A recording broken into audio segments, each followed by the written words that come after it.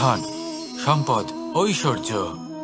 মানুষ হয় নিজের সৌভাগ্যের দ্বারা এগুলো লাভ করে থাকেন বা কর্মের দ্বারা। সৌভাগ্য আসলে কি? গ্রহের দশা, যা প্রত্যেক মুহূর্তে বদলাতে থাকে। কর্মের মাধ্যমে যখন আপনি ধন অর্জন করেন, তখন সেই ধন আপনার আগামী প্রজন্ম লাভ করে। সেটা হয় সে ভোগ করে বা তার জন্য তার ভোগান্তি হয়। আর এটা নির্ভর করছে আপনার কর্মের ওপরে।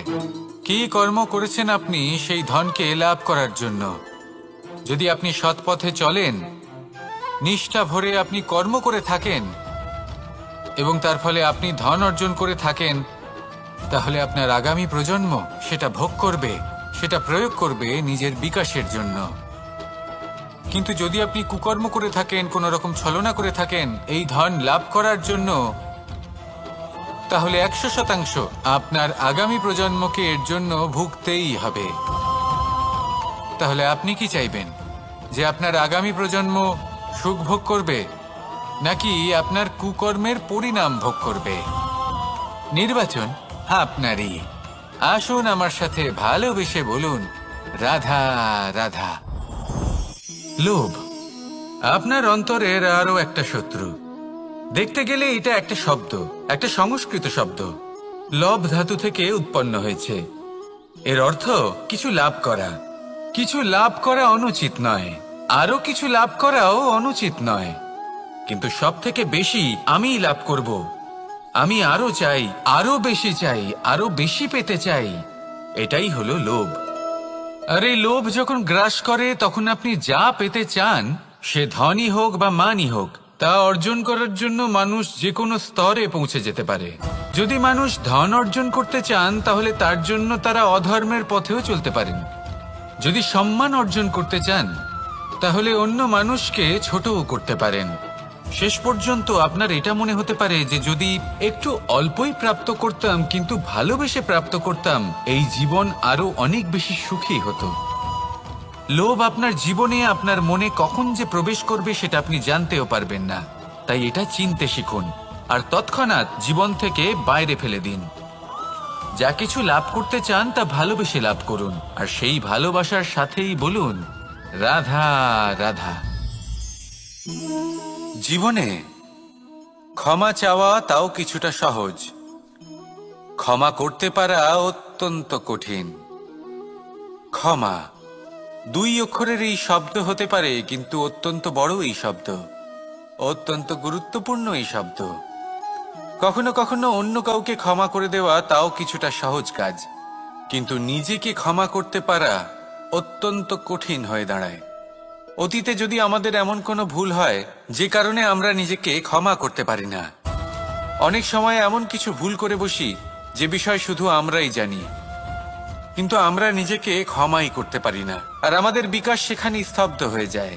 কারণ যদি আপনি ক্ষমা করতে না শেখেন, নিজেকে ক্ষমা যদি না করতে পারেন, তাহলে তা আপনার জীবনের সব থেকে বড় বাধা হয়ে দাঁড়াবে। সেই জন্য জীবনে অবশ্যই শিখুন যে কিভাবে নিজেকে ক্ষমা করতে হয়, আর শিখুন যে আগের করা ভুল আবার কি করে না করা যেতে পারে। এই মন হালকা হবে আর প্রসন্ন হয়ে বলবে, রাধা রাধা। এই সংসারে যখনই কোনো সমস্যা আসে, তখন আমরা আমাদের সব থেকে বড় সম্বলের কাছে আশ্রয় খুঁজি, তা হলো আমাদের বিশ্বাস। এবার প্রশ্ন হলো এটাই যে এই বিশ্বাস কার উপর করা যেতে পারে? পরিবারের ওপর, বন্ধুর ওপর, নাকি তাদের ওপর বিশ্বাস করা উচিত যাদেরকে আমরা কখনো সঙ্গ দিয়েছি? দেখুন, এই সংসারে বিপদের সম্মুখীন হলে কে আপনাকে সাহায্য করবে সেটা নির্বাচন করা আপনার হাতে নেই। সেটা সেই সকল ব্যক্তির উপর নির্ভরশীল যে তারা আপনাকে সাহায্য করবে নাকি করবে না। অর্থাৎ যখনই কোনো বিপদ আসে, সর্বপ্রথম তার সম্মুখীন আমাদের নিজেকেই হতে হয়, আর তার জন্য প্রস্তুত থাকা প্রয়োজনীয়। সেই শক্তি, সেই সাহস অর্জন করা প্রয়োজনীয়। দেখুন, যখনই অন্ধকার আসে, তখন সবার আগে কে আপনাকে ত্যাগ করে চলে যায়? আপনার নিজেরই ছায়া। এই অন্ধকারের সম্মুখীন হতে হয় অন্তরের প্রদীপের দ্বারা, অন্তরের আত্মা দ্বারা। তবেই আপনি অন্ধকারের ওপর জয়লাভ করতে পারবেন। সেই জন্য যে বিপদই আসুক না কেন, নিজেকে তার জন্য প্রস্তুত রাখা উচিত। সেই সাহস নিয়ে আসুন। এমন কোনো বিপদ নেই যে আপনাকে ভেঙে দিতে পারে। আসুন আমার সাথে ভালোবেসে বলুন, রাধা রাধা। মানুষ সবসময় চায় যে তার জীবনে যেন কখনো কোনো সমস্যাই না আসে। সে চায় তার জীবন যেন শুধুমাত্র শান্তি এবং সুখের দ্বারা পূর্ণ থাকে। কিন্তু এই চাহিদা অনুচিত কিছু নয়। আমরা সবাই এটাই চাই যে জীবনে সুখ থাক, শান্তি থাক। কিন্তু এই কথা সবসময় মনে রাখবেন, যে সূর্য উদিত হন সংসারকে প্রকাশমান করেন, দুপুরবেলায় সংসারকে রৌদ্র প্রদান করেন, সন্ধেবেলায় তাকেও অস্ত যেতে হয়। এবার আমাদের জীবন চক্র কিছুটা এরকমই। কোনো কিছুই চিরকাল একরকম থাকে না। কখনো এই নদীকে দেখুন, যা বয়ে চলেছে। এই নদী যা বয়ে চলেছে তার পথেও অনেক বিপদ আসে। বড় বড় পাথরের সম্মুখীন হয়ে তাকেও সামনে এগিয়ে যেতে হয়। একটি পুকুর যা চারদিক থেকে ঘেরা, তার জীবনে কিন্তু কোনো সমস্যা নেই। কিন্তু এই সংসারে পুকুরের পুজো করা হয় না, পুজো করা হয় নদীকে। মনে রাখবেন, সমস্যার ঊর্ধ্বে তিনি উঠতে পারেন যিনি সমাধি লাভ করেছেন, যিনি এই সংসারেই নেই। যিনি এই সংসারে আছেন এবং জীবিত আছেন, তার জীবনের সমস্যা হলো শ্বাসবায়ুর মতোই গুরুত্বপূর্ণ। আসুন আমার সাথে ভালোবেসে বলুন, রাধা রাধা।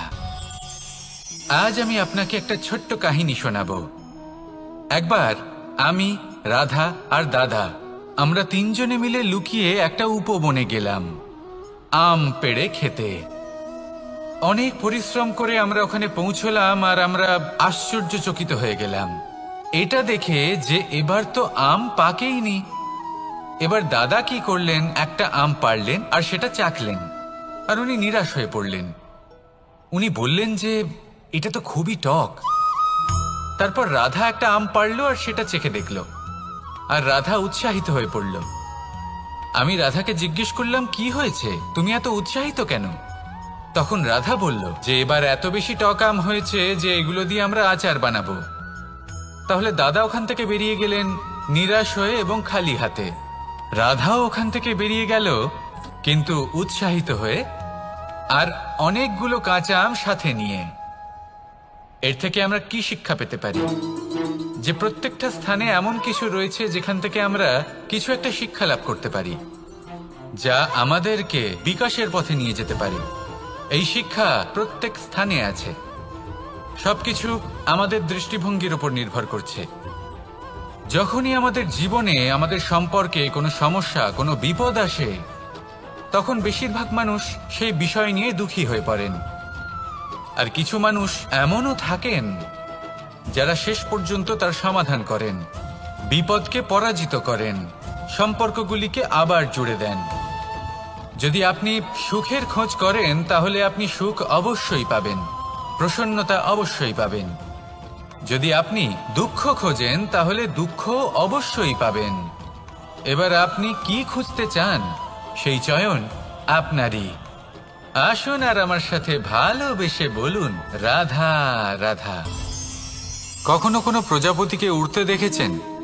কি সুন্দর উড়ে বেড়ায় সে, এক ফুল থেকে অন্য ফুলে, এক পাতা থেকে অন্য পাতার ওপর।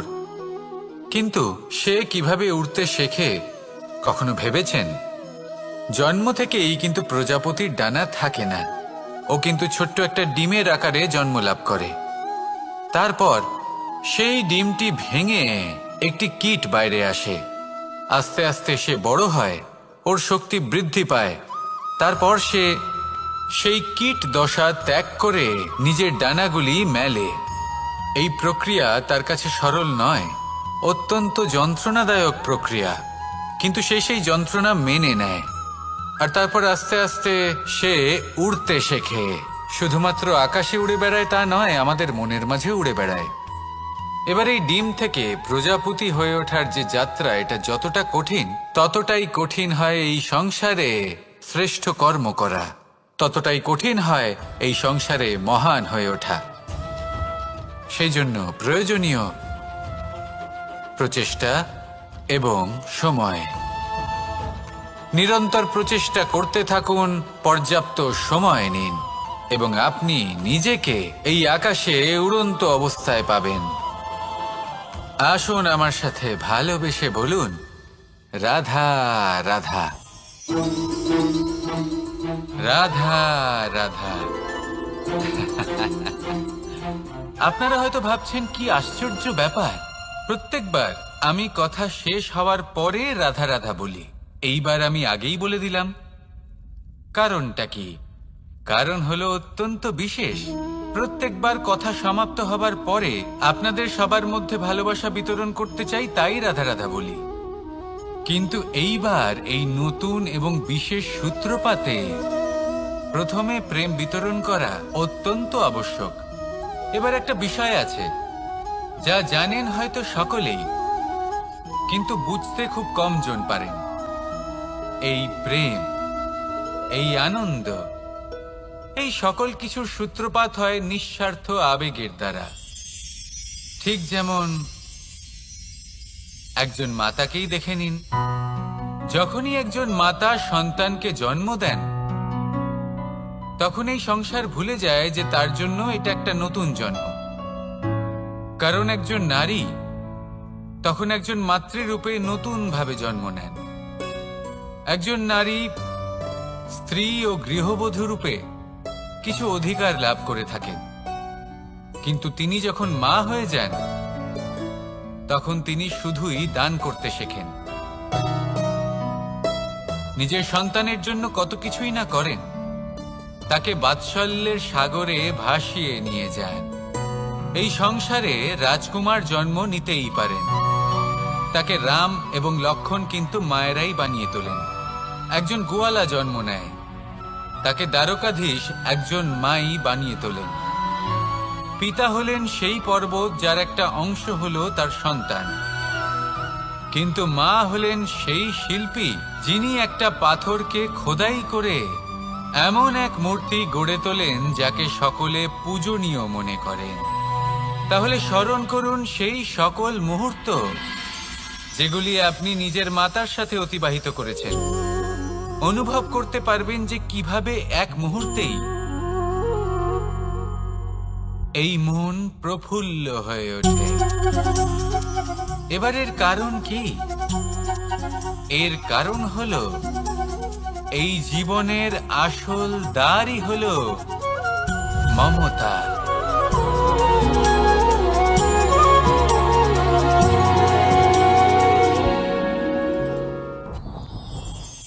যত শক্তিশালী এই মন, তত শক্তিশালী এই শরীরও।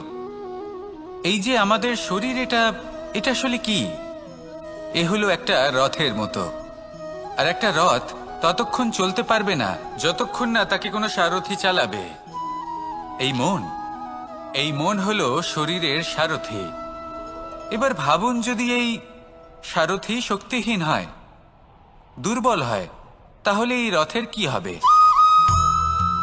এটা উচিত পথে চলতে পারবে না, উচিত গতিতে চলতে পারবে না, মন মতো স্থানে এটা পৌঁছতেও পারবে না। সেই জন্য মনের শক্তি অত্যন্ত প্রয়োজনীয়। এবার মনের শক্তি আমরা কোথা থেকে লাভ করি? দৃঢ়তার শক্তি থেকে। এবার এই শক্তি আমরা কিভাবে বাড়াতে পারি? আমরা প্রতিদিন কিছু নতুন স্থির করি, কিছু ছোট কিছু বড়। আর যেই আমরা নতুন কিছু পূর্ণ করি, আমাদের মনের শক্তি বেড়ে যায়। আর যদি পূর্ণ না করতে পারি, মনের শক্তি কমে যায়। একটা দেওয়ালের মতো ছোট ছোট ছোট ছোট শিলা আমরা একটার পর একটা স্থাপন করে একটা দেওয়াল তৈরি করি। এতগুলো পাথর যখন একত্রিত হয়ে যায়, তখন এমন এক দেওয়াল তৈরি হয় যাকে ভাঙা প্রায় অসম্ভব হয়ে দাঁড়ায়। সেরকমই হয় মন এবং দৃঢ়তা। ছোট ছোট কাজ করে নিজের লক্ষ্য পূর্ণ করুন। এই লক্ষ্য যদি পূর্ণ হয়, তবে মনের শক্তি বাড়বে। কিছুটা এইভাবে যে যত বড়ই বিপদ আসুক না কেন, সেই বিপদ নিজে হার মেনে নেবে, কিন্তু আপনার মন ততটাই শক্তিশালী থাকবে। তাই মনের শক্তি বাড়াতে থাকুন, যাতে আপনি উচিত পথে চলতে পারেন, উচিত গতিতে চলেন আর মনোবাঞ্ছিত স্থানে পৌঁছতে পারেন। তবেই এই মন প্রসন্ন হয়ে বলবে, রাধা রাধা। আমি রাধাকে ভালোবাসি। আর এই কথাটা সমগ্র সংসার জানে। আর সময় অন্তরে লীলার দ্বারা, বিভিন্ন ঘটনা দ্বারা, কর্মের দ্বারা আমি নিজের এই ভালোবাসা রাধার সামনে প্রকাশ করি। এবার আপনি বলবেন, এসবের কি প্রয়োজন? রাধা কি এই কথা জানে না যে কৃষ্ণ তাকে কতটা ভালোবাসে? অবশ্যই জানে, কিন্তু এই যে ভালোবাসা, তা মনে রেখে দেওয়ার জন্য নয়, তা প্রকাশ করার জন্য। আর বারংবার এই ভালোবাসাকে প্রকাশ করা উচিত, উচিত সময় এবং উচিত সুযোগ দেখে। কিরকম? এবার যদি আপনি প্রেমীর সাথে কোনো উৎসবে থাকেন, তাহলে তার সাথে নৃত্য সঙ্গীত করুন। যদি ভিড়ের মাঝে থাকেন, তখন প্রেমীকে সম্মান করুন, একান্তে প্রসাধন করুন। দুঃখের সময় তার হাত ধরে থাকুন, সুখের সময় আলিঙ্গন করে রাখুন। এই প্রেম যত প্রকাশ করবেন, ততই এই প্রেমের বৃদ্ধি হবে। এই প্রেম আরো বেশি গভীর হবে, অটুট হবে। তাই এই প্রেমকে মনে নয়, আপনার জীবনে স্থান দিন। মন খুলে প্রকাশ করুন আর আমার সাথে ভালোবেসে বলুন, রাধা রাধা। মুঠো হাতের শক্তি বেশি, মুঠো খুললেই তা দুর্বল। তা এমন কি থাকা উচিত এই বন্ধ মুঠোয় যা লাখের সমান? মানসিকতা এবং স্বপ্ন। মানুষ জন্মগ্রহণ করে, তার মানসিকতা সময়ের সাথে উন্নত হয়। মানসিকতা অনুযায়ী সে স্বপ্ন দেখে, আর সেই স্বপ্ন সার্থক করতে সে পরিশ্রম করতে থাকে। কিন্তু খুব গুরুত্বপূর্ণ একটা কথা আছে যা আপনার মনে রাখা উচিত। আপনার এই মানসিকতা, আপনার এই স্বপ্ন, তা যেন আপনার নিয়ন্ত্রণে থাকে। আপনার বন্ধ মুঠোয় যেন এর লাগাম থাকে, আপনি যেন এর প্রভু হন। যদি তা হয়, তবেই আপনি লাভবান হবেন। যদি এরা আপনাকে নিয়ন্ত্রণ করতে থাকে, যদি আপনার মুঠো খুলে যায়, না পথ আপনার নিয়ন্ত্রণে থাকবে, না মানসিকতা থাকবে, না স্বপ্ন নিয়ন্ত্রণে থাকবে। আর যদি তাই হয়, তাহলে আপনি আপনার ভবিষ্যৎ নষ্ট করে ফেলবেন। তাই নিয়ন্ত্রণ করতে শিখুন নিজের বিচার বুদ্ধি, নিজের মানসিকতা, নিজের স্বপ্নকে। নিজের এই স্বপ্ন পূরণ করুন আর আমার সাথে ভালোবেসে বলুন, রাধা রাধা। আমার কাছে যশোদা মা যেমন, আমার কাছে দেবকী মা যেমন, আমার কাছে ঠিক তেমনই হলেন গোমাতা। এবার ভেবে দেখার বিষয় হলো এটা যে এই সংসারে অসংখ্য প্রাণী আছে। একজন গাইকে একজন মায়ের মর্যাদা কেন দেওয়া হয়? তাহলে এর অনেকগুলো কারণ আছে। এই গাই অর্থাৎ গোমাতা, এনারা হলেন অত্যন্ত শান্ত, শান্তি প্রিয়, কখনো কারোর কোনো ক্ষতি করতেই পারেন না। গোমাতা যে দুধ নিজের বাছুরকে পান করান, সেই দুধই আমাদেরও দেন। সেই দুধ পান করে আমরা শক্তি লাভ করি। এই দুধ থেকে আমরা মাখন, ঘি, পায়েস, এইসব সুস্বাদু খাবার লাভ করি। গোমাতার গোবর আমাদের জ্বালানি হিসেবে সাহায্য করে, যার ফলে খুব কম সংখ্যক কাঠ ব্যবহার করা যায় এবং বেশিরভাগ জঙ্গল সুরক্ষিত থাকে। গোমাতার গোমূত্র, সেটাও আমাদের কাছে লাভজনক। এর দ্বারা আমরা অনেক রোগ থেকে মুক্তি লাভ করতে পারি। গোমাতা যখন একটি বাছুরকে জন্ম দেন, তখন সেই বড় হয়ে আমাদের ক্ষেত কর্ষণ করে। সেই জন্য গাইকেও জীবনে মায়ের মর্যাদা দেবেন। যতটা সম্ভব তাকে সেবা করুন এবং ভালোবেসে তাকে পালন করুন। এই মন নিজে থেকেই প্রসন্ন হয়ে বলবে, রাধা রাধা। ধন, সম্পদ, ঐশ্বর্য, মানুষ হয় নিজের সৌভাগ্যের দ্বারা এগুলো লাভ করে থাকেন বা কর্মের দ্বারা। সৌভাগ্য আসলে কি? গ্রহের দশা, যা প্রত্যেক মুহূর্তে বদলাতে থাকে। কর্মের মাধ্যমে যখন আপনি ধন অর্জন করেন, তখন সেই ধন আপনার আগামী প্রজন্ম লাভ করে। সেটা হয় সে ভোগ করে বা তার জন্য তার ভোগান্তি হয়। আর এটা নির্ভর করছে আপনার কর্মের ওপরে। কি কর্ম করেছেন আপনি সেই ধনকে লাভ করার জন্য? যদি আপনি সৎ পথে চলেন, নিষ্ঠা ভরে আপনি কর্ম করে থাকেন এবং তার ফলে আপনি ধন অর্জন করে থাকেন, তাহলে আপনার আগামী প্রজন্ম সেটা ভোগ করবে, সেটা প্রয়োগ করবে নিজের বিকাশের জন্য। কিন্তু যদি আপনি কুকর্ম করে থাকেন, কোনো রকম ছলনা করে থাকেন এই ধন লাভ করার জন্য, তাহলে 100% আপনার আগামী প্রজন্মকে এর জন্য ভুগতেই হবে। তাহলে আপনি কি চাইবেন, যে আপনার আগামী প্রজন্ম সুখ ভোগ করবে, নাকি আপনার কুকর্মের পরিণাম ভোগ করবে? নির্বাচন আপনারই। আসুন আমার সাথে ভালোবেসে বলুন, রাধা রাধা। লোভ আপনার অন্তরের আরো একটা শত্রু। দেখতে গেলে এটা একটা শব্দ, একটা সংস্কৃত শব্দ। লব ধাতু থেকে উৎপন্ন হয়েছে। এর অর্থ কিছু লাভ করা।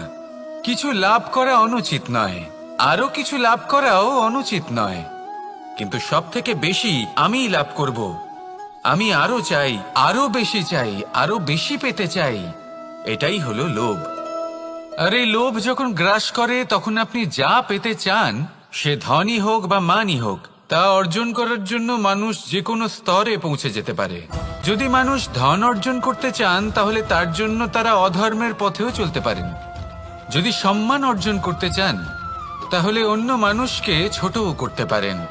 শেষ পর্যন্ত আপনার এটা মনে হতে পারে যে যদি একটু অল্পই প্রাপ্ত করতাম, কিন্তু ভালোবেসে প্রাপ্ত করতাম, এই জীবন আরো অনেক বেশি সুখী হতো। লোভ আপনার জীবনে, আপনার মনে কখন যে প্রবেশ করবে সেটা আপনি জানতেও পারবেন না। তাই এটা চিনতে শিখুন, আর তৎক্ষণাৎ জীবন থেকে বাইরে ফেলে দিন। যা কিছু লাভ করতে চান তা ভালোবেসে লাভ করুন, আর সেই ভালোবাসার সাথেই বলুন, রাধা রাধা। জীবনে ক্ষমা চাওয়া তাও কিছুটা সহজ, ক্ষমা করতে পারা অত্যন্ত কঠিন। ক্ষমা 2 অক্ষরের এই শব্দ হতে পারে, কিন্তু অত্যন্ত বড় এই শব্দ, অত্যন্ত গুরুত্বপূর্ণ এই শব্দ। কখনো কখনো অন্য কাউকে ক্ষমা করে দেওয়া তাও কিছুটা সহজ কাজ, কিন্তু নিজেকে ক্ষমা করতে পারা অত্যন্ত কঠিন হয়ে দাঁড়ায়। অতীতে যদি আমাদের এমন কোনো ভুল হয় যে কারণে আমরা নিজেকে ক্ষমা করতে পারি না, অনেক সময় এমন কিছু ভুল করে বসি যে বিষয় শুধু আমরাই জানি, কিন্তু আমরা নিজেকে ক্ষমাই করতে পারি না, আর আমাদের বিকাশ সেখানেই স্তব্ধ হয়ে যায়। কারণ যদি আপনি ক্ষমা করতে না শেখেন, নিজেকে ক্ষমা যদি না করতে পারেন, তাহলে তা আপনার জীবনের সব থেকে বড় বাধা হয়ে দাঁড়াবে। সেই জন্য জীবনে অবশ্যই শিখুন যে কিভাবে নিজেকে ক্ষমা করতে হয়, আর শিখুন যে আগের করা ভুল আবার কি করে না করা যেতে পারে। এই মন হালকা হবে আর প্রসন্ন হয়ে বলবে, রাধা রাধা। এই সংসারে যখনই কোনো সমস্যা আসে, তখন আমরা আমাদের সব থেকে বড় সম্বলের কাছে আশ্রয় খুঁজি, তা হলো আমাদের বিশ্বাস। এবার প্রশ্ন হলো এটাই যে এই বিশ্বাস কার উপর করা যেতে পারে? পরিবারের উপর, বন্ধুর উপর, নাকি তাদের উপর বিশ্বাস করা উচিত যাদেরকে আমরা কখনো সঙ্গ দিয়েছি? দেখুন, এই সংসারে বিপদের সম্মুখীন হলে কে আপনাকে সাহায্য করবে সেটা নির্বাচন করা আপনার হাতে নেই। সেটা সেই সকল ব্যক্তির উপর নির্ভরশীল যে তারা আপনাকে সাহায্য করবে নাকি করবে না। অর্থাৎ যখনই কোনো বিপদ আসে, সর্বপ্রথম তার সম্মুখীন আমাদের নিজেকেই হতে হয়, আর তার জন্য প্রস্তুত থাকা প্রয়োজনীয়। সেই শক্তি, সেই সাহস অর্জন করা প্রয়োজনীয়। দেখুন, যখনই অন্ধকার আসে, তখন সবার আগে কে আপনাকে ত্যাগ করে চলে যায়? আপনার নিজেরই ছায়া। এই অন্ধকারের সম্মুখীন হতে হয় অন্তরের প্রদীপের দ্বারা, অন্তরের আত্মা দ্বারা। তবেই আপনি অন্ধকারের ওপর জয়লাভ করতে পারবেন। সেই জন্য যে বিপদই আসুক না কেন, নিজেকে তার জন্য প্রস্তুত রাখা উচিত। সেই সাহস নিয়ে আসুন। এমন কোনো বিপদ নেই যা আপনাকে ভেঙে দিতে পারে। আসুন আমার সাথে ভালোবেসে বলুন, রাধা রাধা। মানুষ সবসময় চায় যে তার জীবনে যেন কখনো কোনো সমস্যাই না আসে। সে চায় তার জীবন যেন শুধুমাত্র শান্তি এবং সুখের দ্বারা পূর্ণ থাকে। কিন্তু এই চাহিদা অনুচিত কিছু নয়। আমরা সবাই এটাই চাই যে জীবনে সুখ থাক, শান্তি থাক। কিন্তু এই কথা সবসময় মনে রাখবেন, যে সূর্য উদিত হন সংসারকে প্রকাশমান করেন, দুপুরবেলায় সংসারকে রৌদ্র প্রদান করেন, সন্ধেবেলায় তাকেও অস্ত যেতে হয়। এবার আমাদের জীবন চক্র কিছুটা এরকমই। কোনো কিছুই চিরকাল একরকম থাকে না। কখনো এই নদীকে দেখুন, যা বয়ে চলেছে। এই নদী যা বয়ে চলেছে তার পথেও অনেক বিপদ আসে। বড় বড় পাথরের সম্মুখীন হয়ে তাকেও সামনে এগিয়ে যেতে হয়। একটি পুকুর যা চারদিক থেকে ঘেরা, তার জীবনে কিন্তু কোনো সমস্যা নেই। কিন্তু এই সংসারে পুকুরের পুজো করা হয় না, পুজো করা হয় নদীকে। মনে রাখবেন, সমস্যার ঊর্ধ্বে তিনি উঠতে পারেন যিনি সমাধি লাভ করেছেন, যিনি এই সংসারেই নেই। যিনি এই সংসারে আছেন এবং জীবিত আছেন, তার জীবনের সমস্যা হলো শ্বাসবায়ুর মতোই গুরুত্বপূর্ণ। আসুন আমার সাথে ভালোবেসে বলুন, রাধা রাধা। আজ আমি আপনাকে একটা ছোট্ট কাহিনী শোনাবো। একবার আমি, রাধা আর দাদা, আমরা তিনজনে মিলে লুকিয়ে একটা উপবনে গেলাম আম পেড়ে খেতে। অনেক পরিশ্রম করে আমরা ওখানে পৌঁছলাম আর আমরা আশ্চর্যচকিত হয়ে গেলাম এটা দেখে যে এবার তো আম পাকেইনি। এবার দাদা কি করলেন, একটা আম পাড়লেন আর সেটা চাখলেন, আর উনি নিরাশ হয়ে পড়লেন।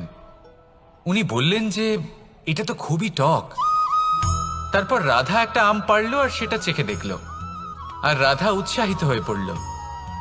আমি রাধাকে জিজ্ঞেস করলাম, কি হয়েছে, তুমি এত উৎসাহিত কেন? তখন রাধা বলল যে এবার এত বেশি টক আম হয়েছে যে এগুলো দিয়ে আমরা আচার বানাবো। তাহলে দাদা ওখান থেকে বেরিয়ে গেলেন নিরাশ হয়ে এবং খালি হাতে।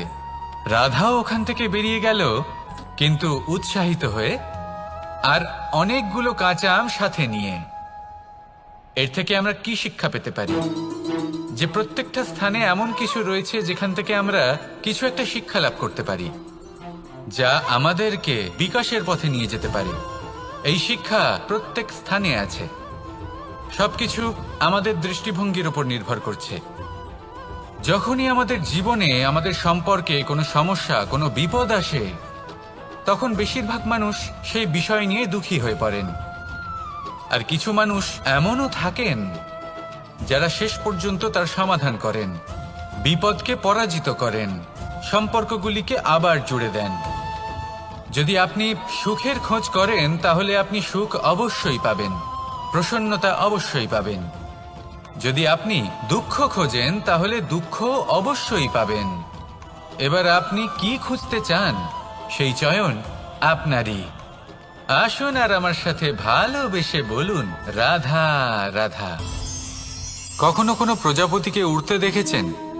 কি সুন্দর উড়ে বেড়ায় সে, এক ফুল থেকে অন্য ফুলে, এক পাতা থেকে অন্য পাতার ওপর। কিন্তু সে কিভাবে উড়তে শেখে কখনো ভেবেছেন? জন্ম থেকেই কিন্তু প্রজাপতির ডানা থাকে না। ও কিন্তু ছোট্ট একটা ডিমের আকারে জন্ম লাভ করে। তারপর সেই ডিমটি ভেঙে একটি কীট বাইরে আসে। আস্তে আস্তে সে বড় হয়, ওর শক্তি বৃদ্ধি পায়। তারপর সে সেই কীট দশা ত্যাগ করে নিজের ডানাগুলি মেলে। এই প্রক্রিয়া তার কাছে সরল নয়, অত্যন্ত যন্ত্রণাদায়ক প্রক্রিয়া, কিন্তু সে সেই যন্ত্রণা মেনে নেয়। আর তারপর আস্তে আস্তে সে উড়তে শেখে। শুধুমাত্র আকাশে উড়ে বেড়ায় তা নয়, আমাদের মনের মাঝে উড়ে বেড়ায়। এবার এই ডিম থেকে প্রজাপতি হয়ে ওঠার যে যাত্রা, এটা যতটা কঠিন, ততটাই কঠিন হয় এই সংসারে শ্রেষ্ঠ কর্ম করা, ততটাই কঠিন হয় এই সংসারে মহান হয়ে ওঠা। সেই জন্য প্রয়োজনীয় প্রচেষ্টা এবং সময়। নিরন্তর প্রচেষ্টা করতে থাকুন, পর্যাপ্ত সময় নিন, এবং আপনি নিজেকে এই আকাশে উড়ন্ত অবস্থায় পাবেন। আসুন আমার সাথে ভালোবেসে বলুন, রাধা রাধা, রাধা রাধা। আপনারা হয়তো ভাবছেন, কি আশ্চর্য ব্যাপার, প্রত্যেকবার আমি কথা শেষ হওয়ার পরে রাধা রাধা বলি। এইবার আমি আগেই বলে দিলাম। কারণটা কি? কারণ হলো অত্যন্ত বিশেষ। প্রত্যেকবার কথা সমাপ্ত হবার পরে আপনাদের সবার মধ্যে ভালোবাসা বিতরণ করতে চাই, তাই রাধা রাধা বলি। কিন্তু এইবার এই নতুন এবং বিশেষ সূত্রপাতে প্রথমে প্রেম বিতরণ করা অত্যন্ত আবশ্যক। এবার একটা বিষয় আছে যা জানেন হয়তো সকলেই, কিন্তু বুঝতে খুব কম জন পারেন। এই প্রেম, এই আনন্দ, এই সকল কিছুর সূত্রপাত হয় নিঃস্বার্থ আবেগের দ্বারা। ঠিক যেমন একজন মাতাকেই দেখে নিন। যখনই একজন মাতা সন্তানকে জন্ম দেন, তখন এই সংসার ভুলে যায় যে তার জন্য এটা একটা নতুন জন্ম। কারণ একজন নারী তখন একজন মাতৃরূপে নতুন ভাবে জন্ম নেন। একজন নারী স্ত্রী ও গৃহবধূ রূপে কিছু অধিকার লাভ করে থাকেন, কিন্তু তিনি যখন মা হয়ে যান, তখন তিনি শুধুই দান করতে শেখেন। নিজের সন্তানের জন্য কত কিছুই না করেন, তাকে বাৎসল্যের সাগরে ভাসিয়ে নিয়ে যান। এই সংসারে রাজকুমার জন্ম নিতেই পারেন, তাকে রাম এবং লক্ষণ কিন্তু মায়েরাই বানিয়ে তোলেন। একজন গোয়ালা জন্ম নেয়, তাকে দ্বারকাধীশ একজন মাই বানিয়ে তোলেন। পিতা হলেন সেই পর্বত যার একটা অংশ হলো তার সন্তান, কিন্তু মা হলেন সেই শিল্পী যিনি একটা পাথরকে খোদাই করে এমন এক মূর্তি গড়ে তোলেন যাকে সকলে পূজনীয় মনে করেন। তাহলে স্মরণ করুন সেই সকল মুহূর্ত যেগুলি আপনি নিজের মাতার সাথে অতিবাহিত করেছেন। অনুভব করতে পারবেন যে কিভাবে এক মুহূর্তেই এই মন প্রফুল্ল হয়ে ওঠে। এবার এর কারণ কি? এর কারণ হলো এই জীবনের আসল দ্বারই হলো মমতা।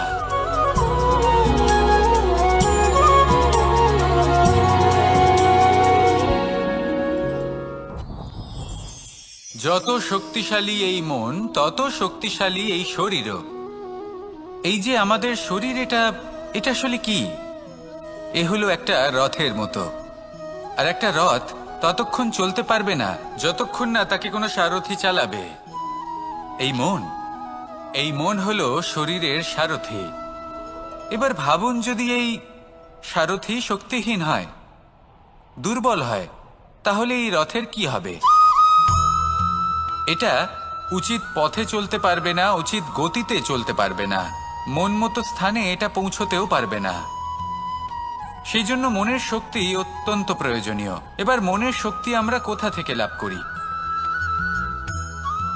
দৃঢ়তার শক্তি থেকে। এবার এই শক্তি আমরা কিভাবে বাড়াতে পারি? আমরা প্রতিদিন কিছু নতুন স্থির করি, কিছু ছোট কিছু বড়। আর যেই আমরা নতুন কিছু পূর্ণ করি, আমাদের মনের শক্তি বেড়ে যায়। আর যদি পূর্ণ না করতে পারি, মনের শক্তি কমে যায়। একটা দেওয়ালের মতো ছোট ছোট ছোট ছোট শিলা আমরা একটার পর একটা স্থাপন করে একটা দেওয়াল তৈরি করি। এতগুলো পাথর যখন একত্রিত হয়ে যায়, তখন এমন এক দেওয়াল তৈরি হয় যাকে ভাঙা প্রায় অসম্ভব হয়ে দাঁড়ায়। সেরকমই হয় মন এবং দৃঢ়তা। ছোট ছোট কাজ করে নিজের লক্ষ্য পূর্ণ করুন।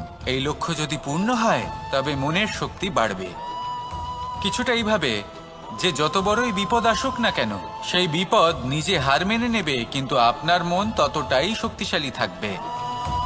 তাই মনের শক্তি বাড়াতে থাকুন, যাতে আপনি উচিত পথে চলতে পারেন, উচিত গতিতে চলেন আর মনোবাঞ্ছিত স্থানে পৌঁছতে পারেন।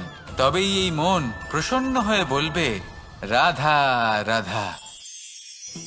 আমি রাধাকে ভালোবাসি। আর এই কথাটা সমগ্র সংসার জানে। আর সময় অন্তরে লীলার দ্বারা, বিভিন্ন ঘটনা দ্বারা, কর্মের দ্বারা আমি নিজের এই ভালোবাসা রাধার সামনে প্রকাশ করি। এবার আপনি বলবেন, এসবের কি প্রয়োজন? রাধা কি এই কথা জানে না যে কৃষ্ণ তাকে কতটা ভালোবাসে?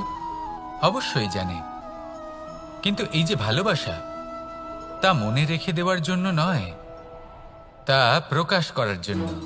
আর বারংবার এই ভালোবাসাকে প্রকাশ করা উচিত, উচিত সময় এবং উচিত সুযোগ দেখে। কিরকম? এবার যদি আপনি প্রেমীর সাথে কোনো উৎসবে থাকেন, তাহলে তার সাথে নৃত্য সঙ্গীত করুন।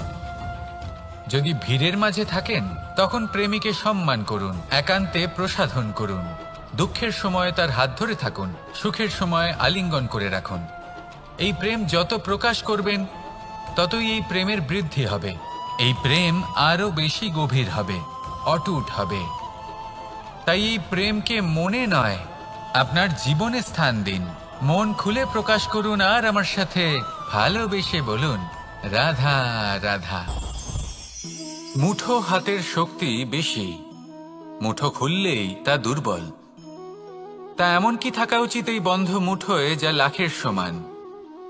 মানসিকতা এবং স্বপ্ন। মানুষ জন্মগ্রহণ করে, তার মানসিকতা সময়ের সাথে উন্নত হয়। মানসিকতা অনুযায়ী সে স্বপ্ন দেখে, আর সেই স্বপ্ন সার্থক করতে সে পরিশ্রম করতে থাকে। কিন্তু খুব গুরুত্বপূর্ণ একটা কথা আছে যা আপনার মনে রাখা উচিত। আপনার এই মানসিকতা, আপনার এই স্বপ্ন, তা যেন আপনার নিয়ন্ত্রণে থাকে। আপনার বন্ধ মুঠোয় যেন এর লাগাম থাকে, আপনি যেন এর প্রভু হন। যদি তা হয় তবেই আপনি লাভবান হবেন। যদি এরা আপনাকে নিয়ন্ত্রণ করতে থাকে, যদি আপনার মুঠো খুলে যায়, না পথ আপনার নিয়ন্ত্রণে থাকবে, না মানসিকতা থাকবে, না স্বপ্ন নিয়ন্ত্রণে থাকবে। আর যদি তাই হয় তাহলে আপনি আপনার ভবিষ্যৎ নষ্ট করে ফেলবেন। তাই নিয়ন্ত্রণ করতে শিখুন নিজের বিচার বুদ্ধি, নিজের মানসিকতা, নিজের স্বপ্নকে। নিজের এই স্বপ্ন পূরণ করুন আর আমার সাথে ভালোবেসে বলুন, রাধা রাধা। আমার কাছে যশোদা মা যেমন, আমার কাছে দেবকী মা যেমন, আমার কাছে ঠিক তেমনই হলেন গোমাতা। এবার ভেবে দেখার বিষয় হলো এটা যে এই সংসারে অসংখ্য প্রাণী আছে। একজন গাইকে একজন মায়ের মর্যাদা কেন দেওয়া হয়? তাহলে এর অনেকগুলো কারণ আছে। এই গাই অর্থাৎ গোমাতা, এনারা হলেন অত্যন্ত শান্ত, শান্তিপ্রিয়, কখনো কারোর কোনো ক্ষতি করতেই পারেন না। গোমাতা যে দুধ নিজের বাছুরকে পান করান সেই দুধই আমাদেরও দেন। সেই দুধ পান করে আমরা শক্তি লাভ করি। এই দুধ থেকে আমরা মাখন, ঘি, পায়েস, এইসব সুস্বাদু খাবার লাভ করি। গোমাতার গোবর আমাদের জ্বালানি হিসেবে সাহায্য করে, যার ফলে খুব কম সংখ্যক কাঠ ব্যবহার করা যায় এবং বেশিরভাগ জঙ্গল সুরক্ষিত থাকে। গোমাতার গোমূত্র, সেটাও আমাদের কাছে লাভজনক। এর দ্বারা আমরা অনেক রোগ থেকে মুক্তি লাভ করতে পারি। গোমাতা যখন একটি বাছুরকে জন্ম দেন তখন সেই বড় হয়ে আমাদের ক্ষেত কর্ষণ করে। সেই জন্য গাইকেও জীবনে মায়ের মর্যাদা দেবেন। যতটা সম্ভব তাকে সেবা করুন এবং ভালোবেসে তাকে পালন করুন। এই মন নিজে থেকেই প্রসন্ন হয়ে বলবে, রাধা রাধা। ধন, সম্পদ, ঐশ্বর্য, মানুষ হয় নিজের সৌভাগ্যের দ্বারা এগুলো লাভ করে থাকেন বা কর্মের দ্বারা। সৌভাগ্য আসলে কি? গ্রহের দশা যা প্রত্যেক মুহূর্তে বদলাতে থাকে। কর্মের মাধ্যমে যখন আপনি ধন অর্জন করেন তখন সেই ধন আপনার আগামী প্রজন্ম লাভ করে। সেটা হয় সে ভোগ করে বা তার জন্য তার ভোগান্তি হয়। আর এটা নির্ভর করছে আপনার কর্মের ওপরে। কি কর্ম করেছেন আপনি সেই ধনকে লাভ করার জন্য? যদি আপনি সৎ পথে চলেন, নিষ্ঠা ভরে আপনি কর্ম করে থাকেন এবং তার ফলে আপনি ধন অর্জন করে থাকেন, তাহলে আপনার আগামী প্রজন্ম সেটা ভোগ করবে, সেটা প্রয়োগ করবে নিজের বিকাশের জন্য। কিন্তু যদি আপনি কুকর্ম করে থাকেন, কোনো রকম ছলনা করে থাকেন এই ধন লাভ করার জন্য, তাহলে 100% আপনার আগামী প্রজন্মকে এর জন্য ভুগতেই হবে। তাহলে আপনি কি চাইবেন? যে আপনার আগামী প্রজন্ম সুখ ভোগ করবে নাকি আপনার কুকর্মের পরিণাম ভোগ করবে? নির্বাচন আপনারই। আসুন আমার সাথে ভালোবেসে বলুন, রাধা রাধা। লোভ আপনার অন্তরের আরো একটা শত্রু। দেখতে গেলে এটা একটা শব্দ, একটা সংস্কৃত শব্দ। লব ধাতু থেকে উৎপন্ন হয়েছে। এর অর্থ কিছু লাভ করা। কিছু লাভ করা অনুচিত নয়, আরো কিছু লাভ করাও অনুচিত নয়, কিন্তু সব থেকে বেশি আমি লাভ করব। আমি আরো চাই, আরো বেশি চাই, আরো বেশি পেতে চাই। এটাই হলো লোভ। আর এই লোভ যখন গ্রাস করে তখন আপনি যা পেতে চান, সে ধনই হোক বা মানই হোক, তা অর্জন করার জন্য মানুষ যে কোনো স্তরে পৌঁছে যেতে পারে। যদি মানুষ ধন অর্জন করতে চান তাহলে তার জন্য তারা অধর্মের পথেও চলতে পারেন। যদি সম্মান অর্জন করতে চান তাহলে অন্য মানুষকে ছোটও করতে পারেন। শেষ পর্যন্ত আপনার এটা মনে হতে পারে যে যদি একটু অল্পই প্রাপ্ত করতাম কিন্তু ভালোবেসে প্রাপ্ত করতাম, এই জীবন আরো অনেক বেশি সুখী হতো। লোভ আপনার জীবনে, আপনার মনে কখন যে প্রবেশ করবে সেটা আপনি জানতেও পারবেন না। তাই এটা চিনতে শিখুন আর তৎক্ষণাৎ জীবন থেকে বাইরে ফেলে দিন।